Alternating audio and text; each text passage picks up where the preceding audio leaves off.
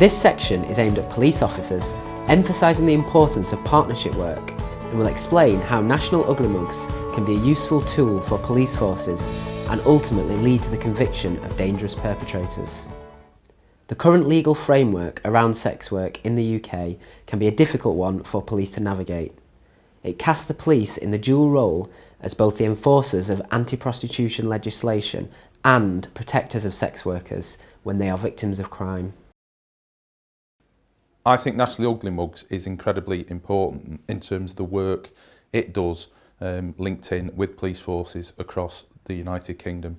The reason I say that is that reporting of violent sexual attacks by sex workers is sometimes very difficult to achieve.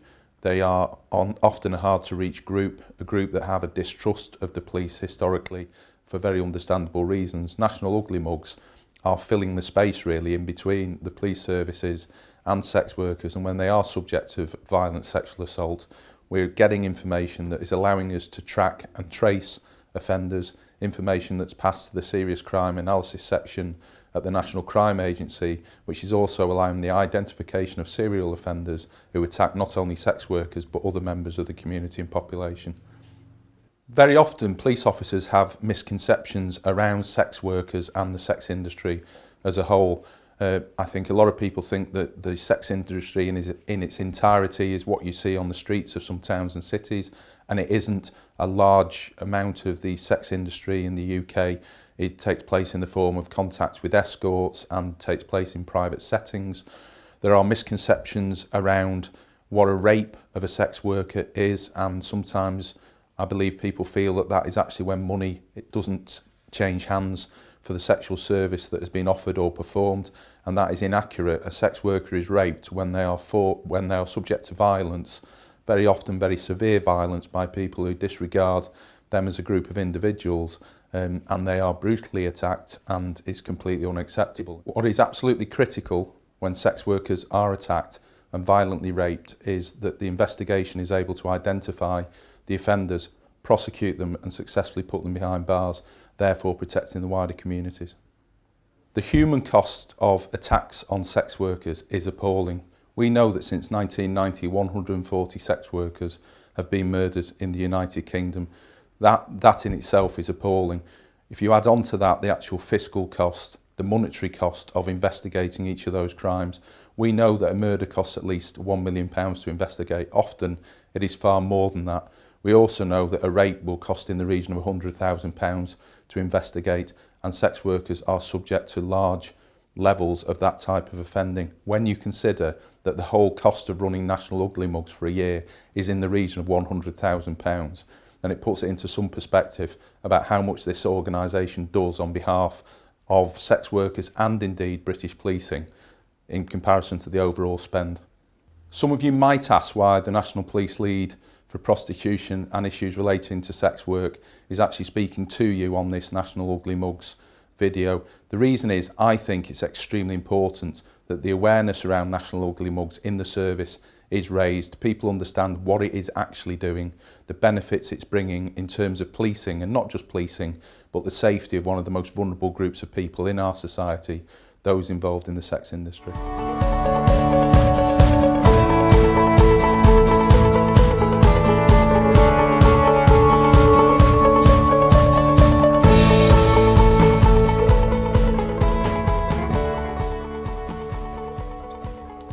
Serious Crime Analysis Section, or SCAS as it is better known, has been in existence since 1998 and sits within the National Crime Agency. The unit receives cases from all UK police forces relating to serious sexual crime and murder. The team considers the behaviour in an offence, and every aspect of the offence is encoded onto our database. This includes things like the offender description, the speech, the sex acts, any violence, weapons or transport. The list goes on. Every detail the victim provides about the offence and the offender is coded. We then create searches based around the index offence to compare against the thousands of offences on our database to find those that are behaviourally similar. Within this process, we also use police intelligence such as PND and PNC to gather a wider range of information on suspects. The aim is to make links between all this information and identify offences that may have been committed by the same offender, or provide names of potential suspects to police investigations. SCAS was set up as a result of the review into the Yorkshire Ripper murders, and so sex worker crimes are particularly relevant to our unit. We're aware that individuals in the sex work industry are particularly vulnerable to sexual crime, and within SCAS we only get to see the crimes that are reported to the police. As a unit, SCAS is very keen to be cited on all the sexual offences going on in the country, and so sex worker intelligence is crucial in filling the gap in the national picture of sexual offending. As a unit, we find it incredibly important to use all the information on sexual offences, and by receiving as much information, all sexual offences occurring to victims of all occupations, it increases our chances in helping support police and protecting the public.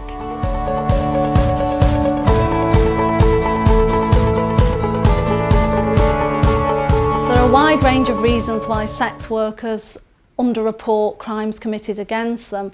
Perhaps a really fundamental problem and difficulty is that historically and still currently in the UK, the police are the agency who can offer you support and protection when you've been a victim of crime, but they're also the agency who can arrest you or people you may be working with in certain sex work settings. So that creates a real difficult relationship that the police and sex work projects and sex workers have to work to overcome.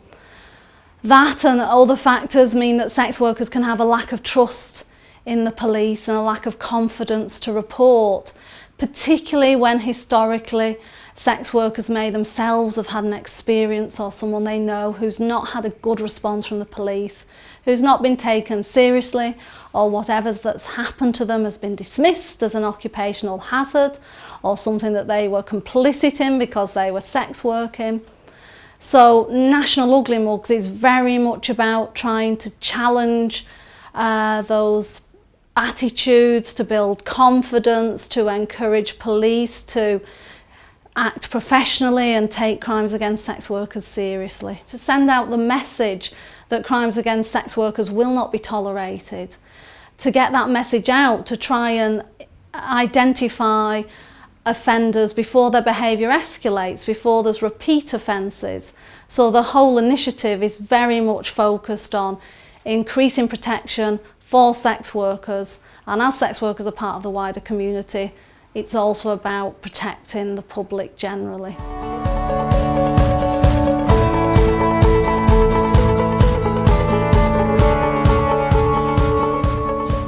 What you did was prostitution.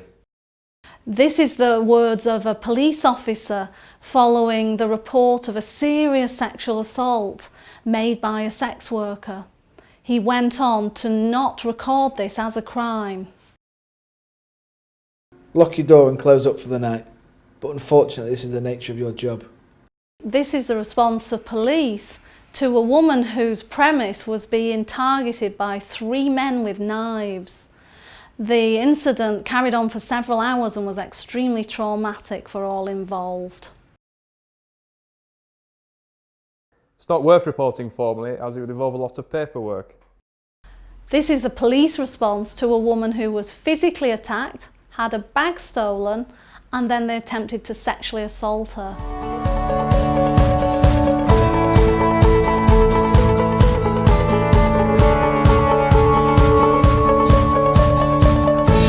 What we know from lots of research and lots of reports to the National Ugly Mug scheme and local Ugly Mug schemes is that if a sex worker has one bad experience of police response when they've been a victim of a crime, it really can put them off from reporting future crimes. I don't want any police contact, as I have no faith in the police anymore after their response. This was a woman who'd been robbed, beaten up and sexually assaulted by 2 men and then told not to bother reporting. She was visibly shaken and scared, but after her experience with the police, she wouldn't even consent to us sharing anonymously. This is a project worker talking about a victim of a violent sexual assault who wasn't taken seriously by the police.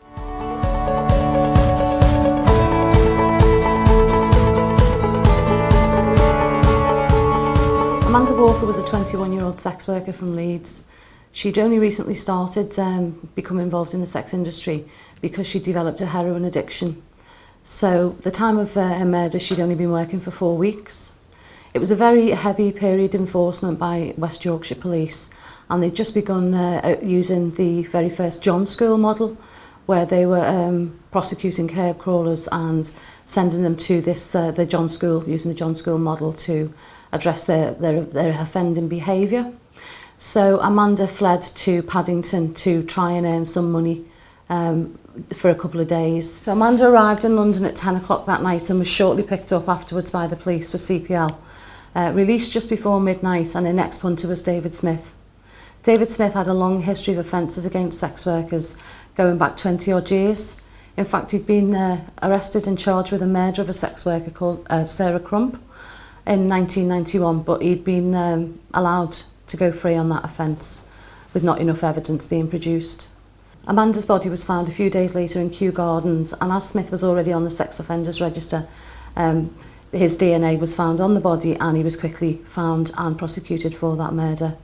He is also believed to have been responsible for a number of sex worker murders throughout the UK. His employment was as primarily a taxi driver and subsequently as a lorry driver, and his route took him from Glasgow to Cornwall every week. So he drove the length and breadth of Britain, and some of the murders that we have still unsolved, including a murder in Liverpool and a murder in Manchester, the police have stated that they're not looking for anyone else, as they believe Smith to be responsible for those murders. So he was indeed a very dangerous man.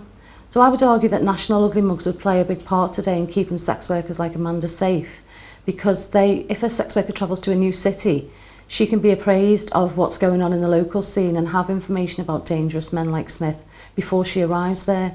She can tap in through a mobile phone or through the internet to information and see who the dangerous people are, so she would know not to go with people like Smith, because all the sex workers in Paddington would never have dreamed of going and doing business with him. I wanted to say a few words about enforcement around the street sex work scene.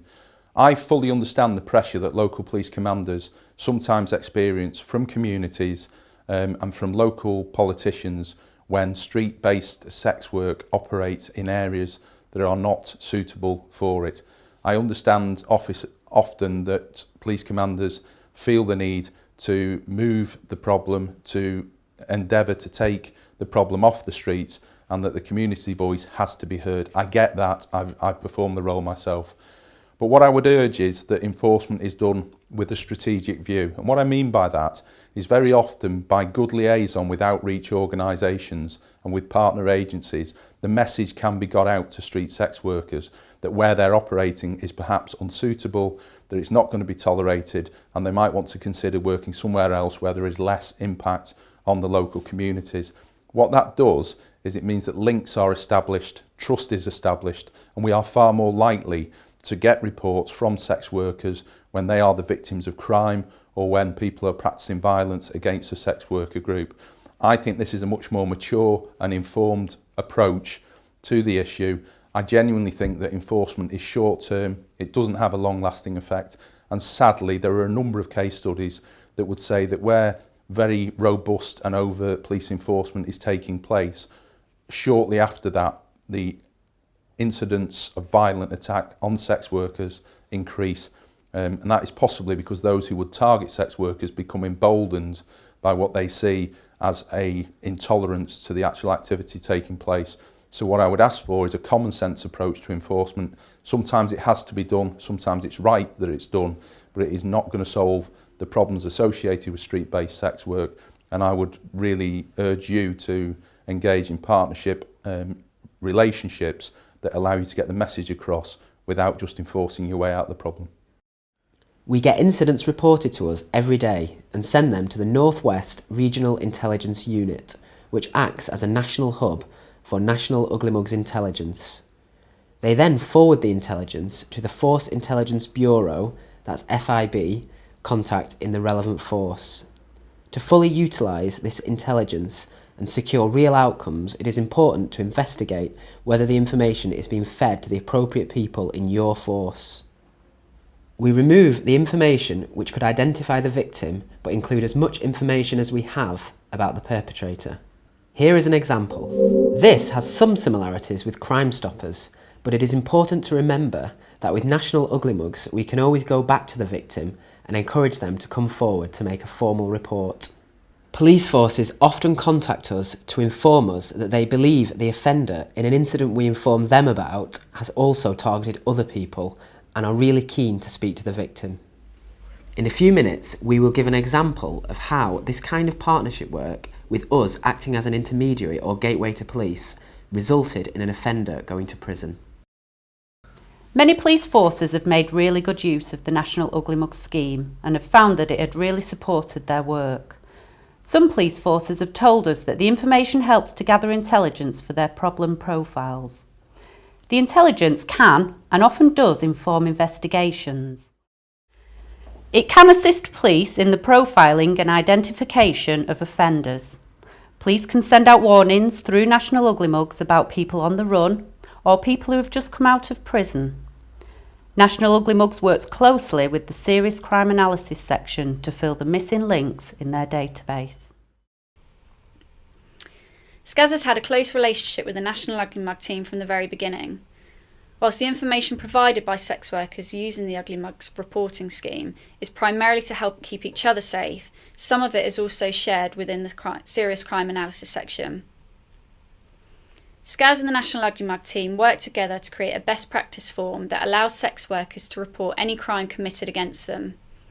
The details captured on the form also allows for elements of the offence to be coded upon the SCAS database.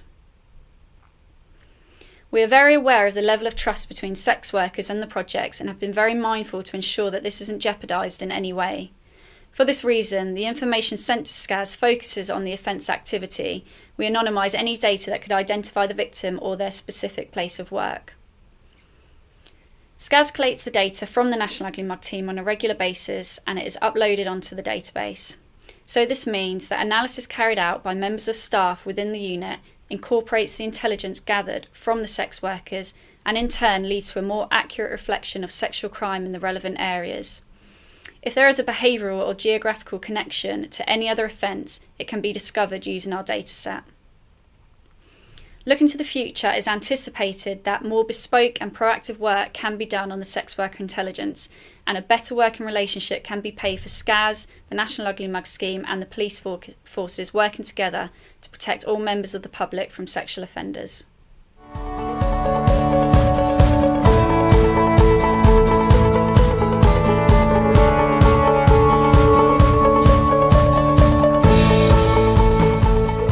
In 2012, one of the first outcomes we've seen from the National Ugly Mug scheme is the recall to prison of a man called Michael Goldsmith. Goldsmith has a long history through all the escort warning boards of being particularly aggressive and violent to people and defrauding them out of lots of money. Goldsmith had just been released from prison for defrauding small businesses and escorts, and he defrauded yet another escort out of a significant amount of money. They reported this to National Ugly Mugs. They were fearful of the police because they understood that they were breaking the law by being an escort. The staff at National Ugly Mugs were able to quickly dispel this and assure the man that he was operating within the law. They then put him in touch with a very good police officer that they worked with on a regular basis, who was able to offer a friendly face and support him. Goldsmith was ultimately recalled to prison for the offences against this man.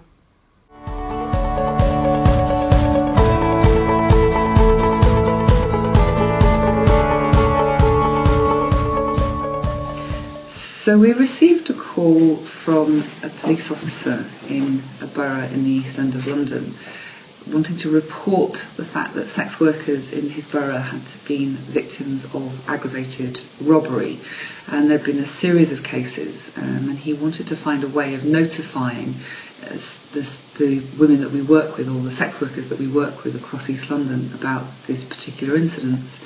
And the suggestion came up from another colleague in the police as to whether he could put this notification up on Ugly Mugs. We all agreed that that would be a good idea, so he put the notification up.